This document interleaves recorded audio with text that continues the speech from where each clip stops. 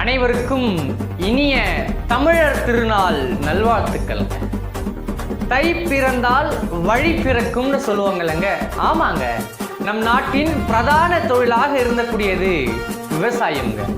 அத்தகைய விவசாயத்தை ஆடி மாதம் பயிரிட்டு அதை உழுது அறுவடை செய்து அதை அனுபவிக்கக்கூடிய நாளாக தை மாதம் அனுசரிக்கப்படுகிறதுங்க.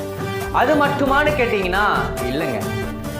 வானத்தை, அதாவது இன்று தை திருநாள், இன்று வானத்தை பார்த்து நிலத்தோடு தீயை மூட்டி காற்றோட உதவியில தண்ணீரை சேர்த்து பொங்கல்ன்ற உணவை சூரிய பகவானுக்கு நன்றி செலுத்தக்கூடிய வகையா, சூரிய பகவானுக்கு மட்டும் இல்லாம ஐம்பூதங்களுக்கும் நன்றி செலுத்தக்கூடிய வகையா இன்று பொங்கல் திருநாள் கொண்டாடப்பட்டு வருகின்றதுங்க.